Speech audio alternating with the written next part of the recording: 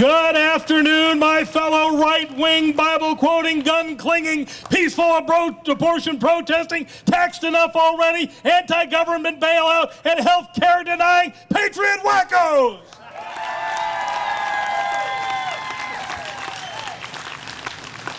Joe told you my name is Clarke Sanders. We've been friends since, about 92? And I don't think he knows is my full name is Clarke Joseph Sanders. See, because we got Joe the plumber, now we got Joe the congressman, now maybe we can have Clarke Joe the radio host. I don't know, but I want to get in on that Joe. Yeah, we got Joe the winship. So I want to get in on that Joe action. I'm extremely proud that I've been asked by the American Liberty Tour to share a few remarks with you. Let me give you just quickly how this came to be in Salina.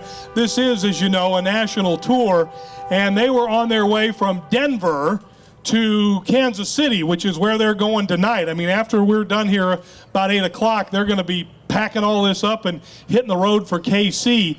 And so in the concert business, this is called a routing date. They were on the way here, and they were looking for a good spot to stop. So Salina, let's make this a good spot to stop. We may not be the biggest city on the tour, but we can be the most enthusiastic.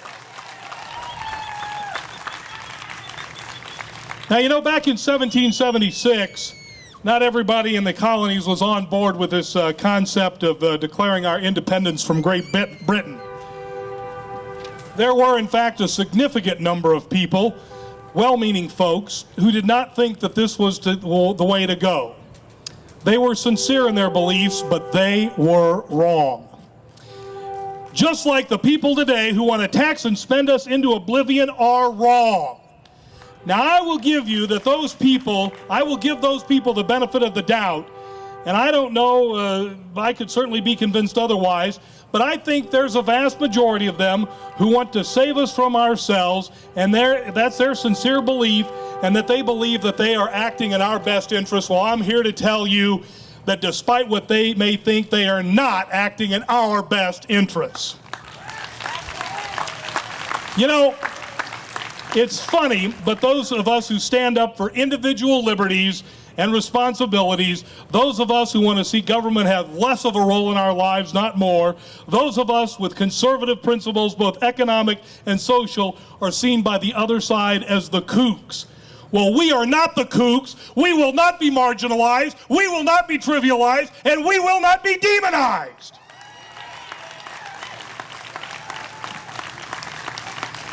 They're laughing at us. They're laughing at us. But come Election Day 2010 and come Election Day 2012, we need to have the last laugh. Now, there is one thing that I am truly grateful to them for. They have awakened a sleeping giant. And President Obama, we thank you. It's a sad day when a widow is afraid to open her property tax statement because it may show that she owes more taxes than she can afford to pay. It's a sad day when an entrepreneur is afraid to sell off their rental properties because the capital gains tax, they fear what that will do to them and negatively impact their lives.